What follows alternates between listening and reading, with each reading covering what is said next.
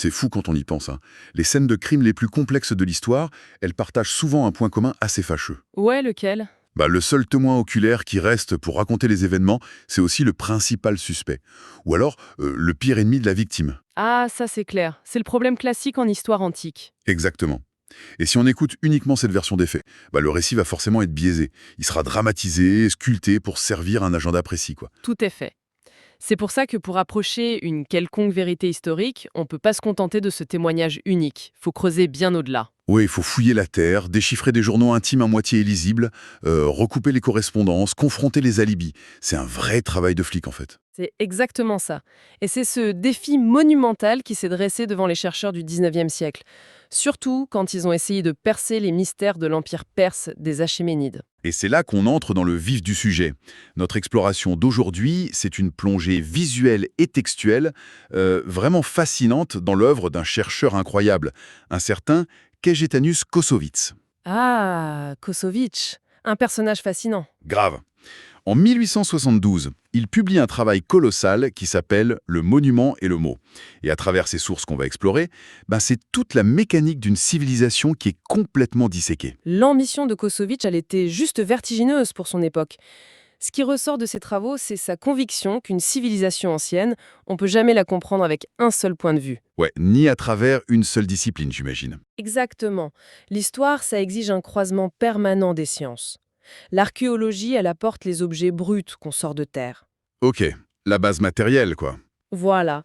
Et ensuite, la philologie, par l'étude des langues anciennes, elle essaye de faire parler ces objets. Et enfin, la géographie, elle permet d'ancrer ces mots dans un espace physique réel. Donc Kosovic, il a un peu dédié sa vie à cette unification des savoirs. Son objectif, c'était vraiment de faire dialoguer la vision externe de l'Empire, donc celle de ses ennemis, avec sa vision interne. C'est ça, la manière dont l'Empire se concevait et se justifiait à lui-même, de l'intérieur. Cet enthousiasme scientifique du 19e siècle, moi je trouve que ça ressemble à une véritable enquête de détective, mais à l'échelle d'un continent entier. D'un côté, on a la culture matérielle palpable, et de l'autre, le défi énorme de décrypter une langue oubliée, le vieux perse. C'est un puzzle géant. Bon, décortiquons un peu ça. Pour saisir ce décalage entre les points de vue, je crois qu'il faut d'abord regarder ce que les adversaires des Perses ont laissé derrière eux, non? Oui, tout commence par là. En 1851, il y a eu une découverte archéologique majeure. Mais le truc curieux, c'est que cet artefact qui raconte l'histoire perse, il n'est pas du tout exhumé en Orient. Il est sorti de terre en Italie. Ouais, c'est assez ironique. L'objet a été découvert à Canouza, sur le site de l'antique Canousium. Dans les entrailles de la Grande Grèce, c'est ça. Exactement. Cette région, elle faisait partie de ce vaste réseau de colonies grecques très puissantes dans le sud de l'Italie pendant l'Antiquité, et les archéologues de l'époque ont dû creuser profondément, Genre à quelle profondeur? à 24 palmes sous la surface de la Terre. Et c'est là qu'ils mettent au jour ce qu'on va appeler le vase de Darius. Ah oui, cette fameuse en forme majestueuse. Elle fait plus de 5 palmes de haut, c'est vraiment un gros morceau. Ah, c'est immense. Et sur le plan purement esthétique, c'est un vrai chef-d'œuvre de l'artisanat de cette époque. Mais sa vraie valeur, elle réside dans ce qu'il raconte. C'est un peu un manifeste politique et idéologique hyper dense, non? Complètement. C'est presque un tract de propagande antique. Parce que l'anatomie de ce vase, elle est structurée en 3 niveaux distants. C'est fascinant de voir comment l'artiste a organisé l'information.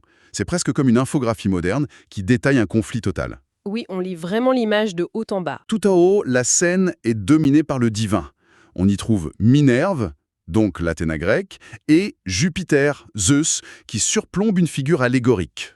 Une figure qui représente l'Asie, c'est ça? Exactement. Et cette allégorie de l'Asie, elle affiche un regard grave, genre manifestement préparé à un affrontement inévitable. En fait, ce niveau supérieur, il établit la justification cosmique du conflit. Les dieux valident la confrontation. C'est pas juste une guerre humaine, c'est voulu par l'Olympe. Ok, je vois.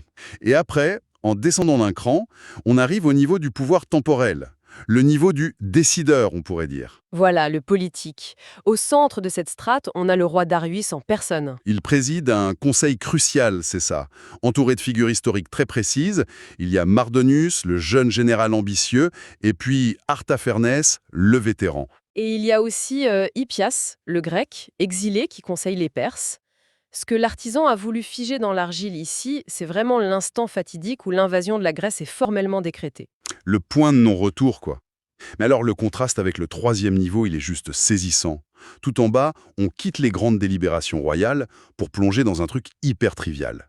La logistique de guerre. Ouais, la scène montre un collecteur d'impôts ionien assis à une table en argent, en train de recenser fébrilement des talents pour financer l'armée. Et ça, c'est un détail qui dit tout. Mais attends, c'est quand même une contradiction curieuse, non? On a des dieux qui planent au-dessus, un roi absolu qui décide du destin des nations, et juste en dessous, un pauvre comptable qui compte des pièces de monnaie.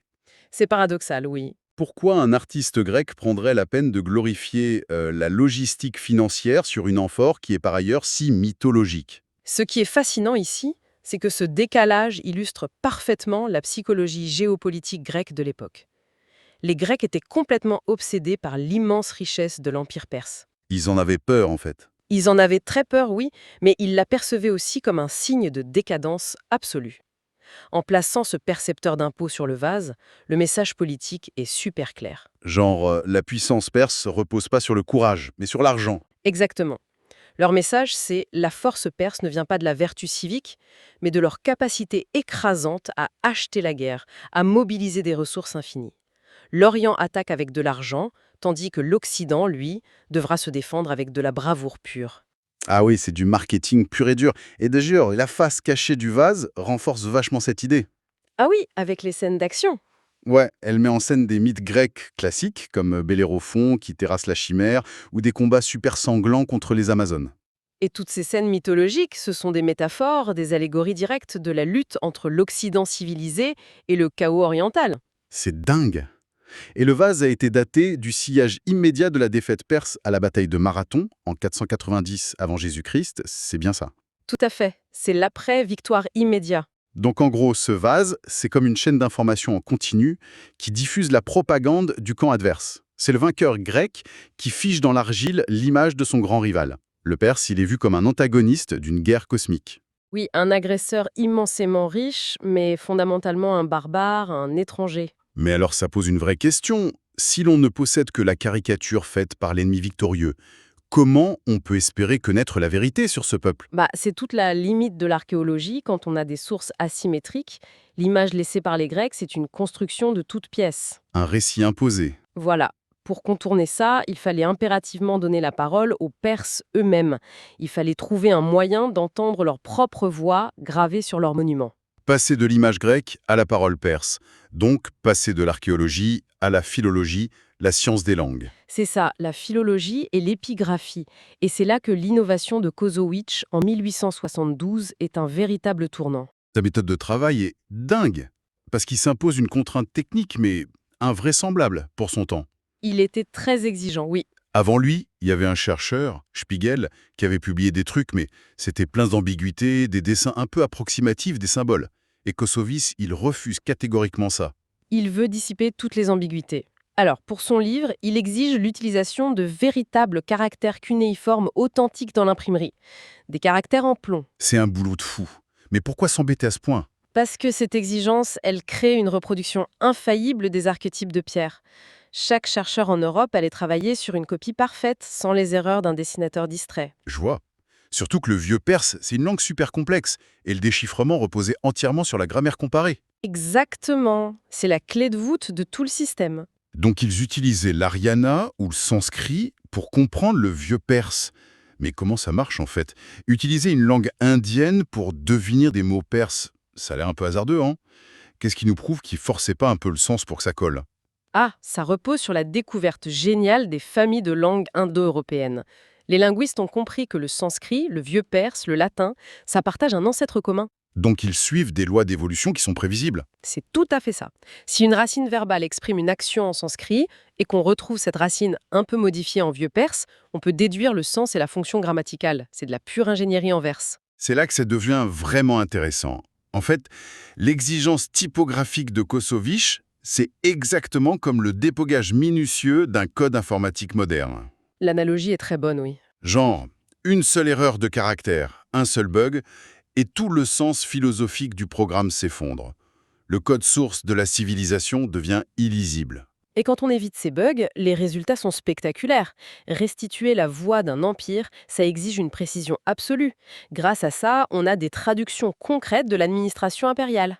Genre des titres officiels, Oui, par exemple, Vatrabhara, qui est le porte-carquois, ou disons le responsable de la garde-robe militaire, ou encore Archtibara, le porte-lance. C'est précis.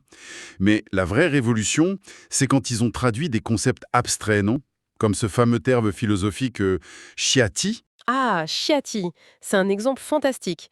Initialement, on pourrait croire que ça veut juste dire bonheur ou prospérité, mais Kosovic le traduit par satisfaction morale. Attends, la nuance est super importante là.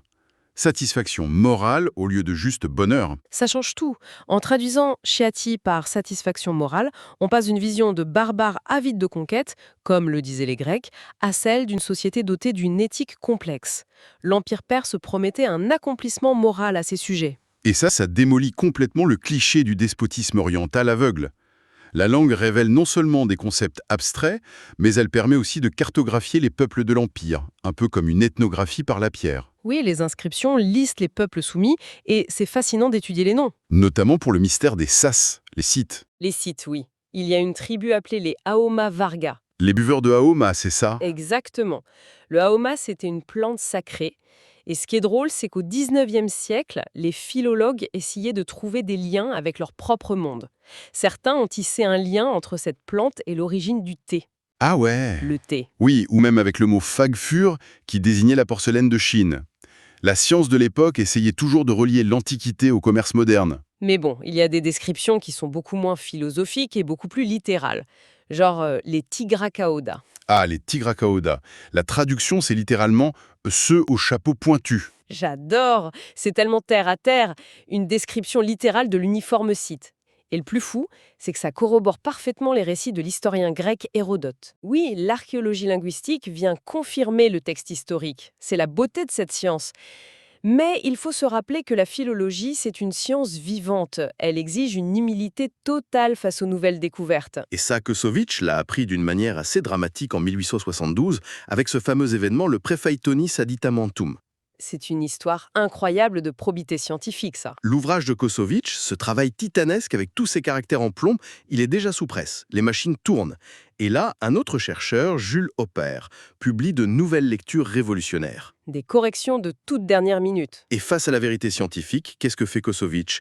Il suspend carrément la publication pour inclure ses corrections in extremis. C'est comme interrompre une émission en direct pour un flash info historique. Cela soulève une question importante sur l'intégrité intellectuelle d'ailleurs. Kosovic trouve que la véritable science préfère l'exactitude à l'ego de la publication rapide. C'est clair. Mais quelle découverte pouvait être si monumentale qu'elle justifiait de stopper l'impression de l'œuvre d'une vie?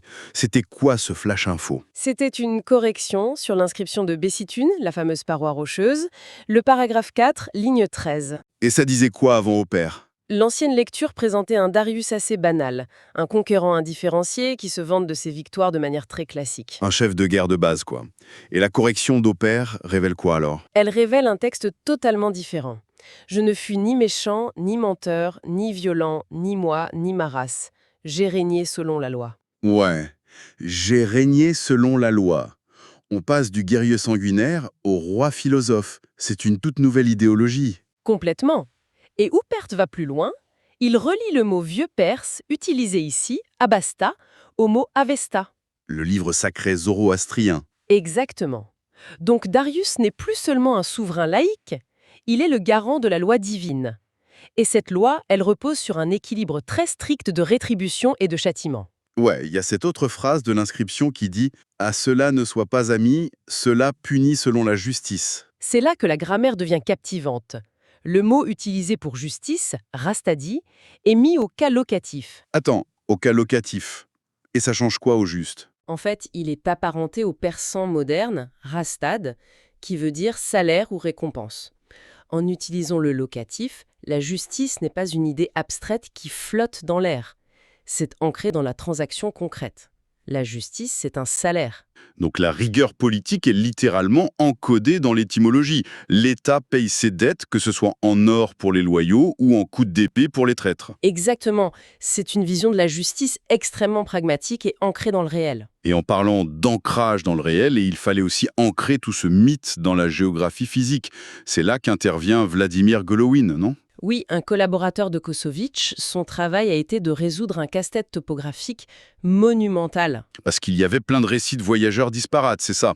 Genre Chardin au XVIIe siècle, Nibourg, Kerporter au XIXe. Tous ces voyageurs avaient ramené des copies d'inscriptions, mais c'était le chaos. Gololin a unifié tout ça pour replacer chaque inscription sur sa falaise ou son palais d'origine. Alors qu'est-ce que tout cela signifie au final? C'est comme passer d'une carte en 2 dimensions, esquissée par un ennemi qui te déteste, à un hologramme en 3D où l'on entend respirer l'enquête de l'intérieur.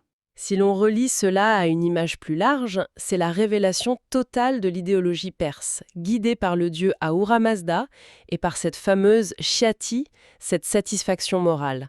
On découvre un État structuré par la loi et la justice temporelle. On est vraiment à des années-lumière du cliché grec du despotisme oriental.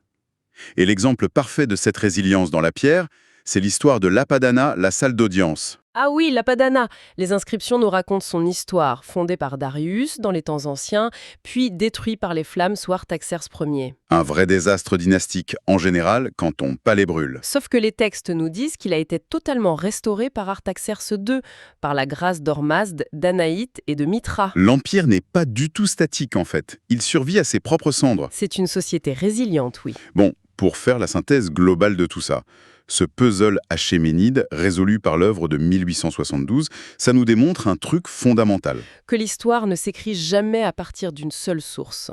Exactement.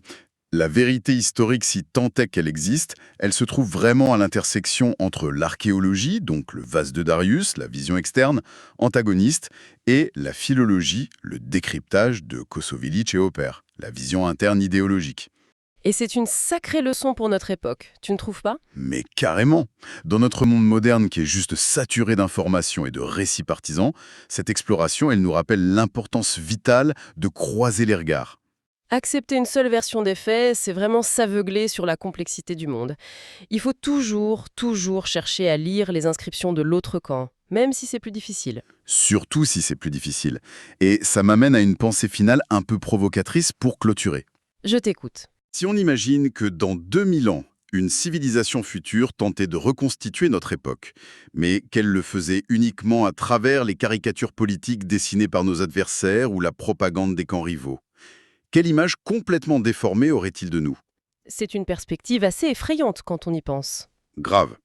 Et surtout, quel sera l'équivalent de nos textes cunéiformes? Quelles archives obscures devront-ils découvrir et déchiffrer avec acharnement pour espérer enfin notre véritable voix? Sur ce, on vous laisse y réfléchir. À très bientôt pour une nouvelle plongée dans l'histoire.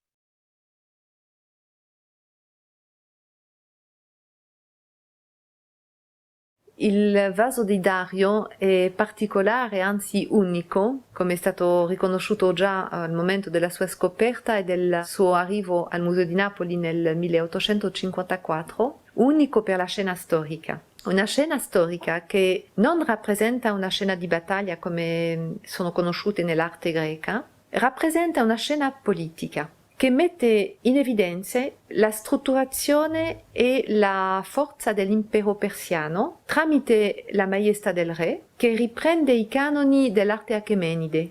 È una scena che fa vedere anche un potere appoggiato sulla capacità a prelevare tasse, quindi un'organizzazione che riflette anche la gestione di un vasto territorio, un impero, ma questo mondo, quest'ordine che ha servito anche di modello per i storici, modello economico, va male. E questo mondo che va male si vede in 3 maniere. Al registro inferiore, se si nota l'aria molto contrariata del quello che fa il prelievo, si capisce che c'è qualcosa che non va.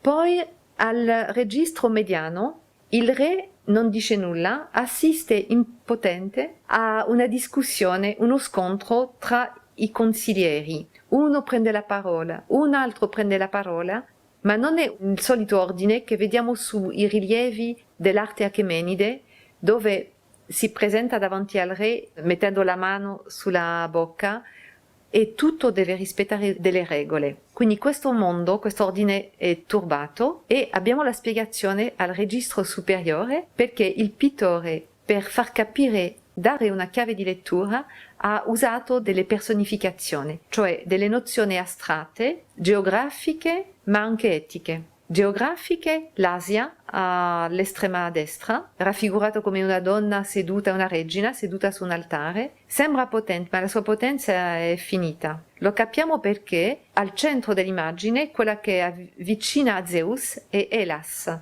molto umile, che non ha corona, niente, anche la testa coperta, ma è lei la nuova vincitrice. Quindi in questo cambio di figure si capisce che il mondo sta cambiando. La Grecia sta vincendo contro l'Asia e una figura intermedia, Apate, che è la personificazione dell'inganno, fa capire che tutto questo è un gioco politico dove la frode ha avuto un ruolo importante nella vittoria anche greca.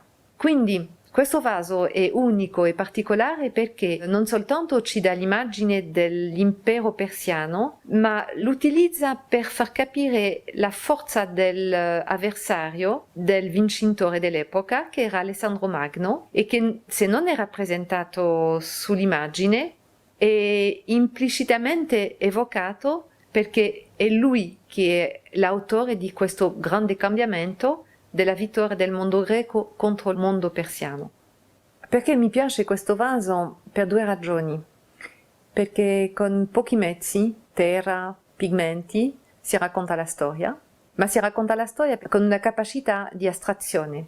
Quindi la seconda ragione è perché fa vedere che con la storia si ragiona, si riflette e si può arrivare a un livello di ragionamento concettuale che rinvia alla nostra epoca, e potremmo anche dire che la riflessione che fa vedere questo vaso, questa pittura, è molto di attualità, perché pone il problema dei rapporti tra Oriente e Occidente. È una bella lezione che abbiamo ereditata dalla Grecia e sulla quale dobbiamo continuare a riflettere.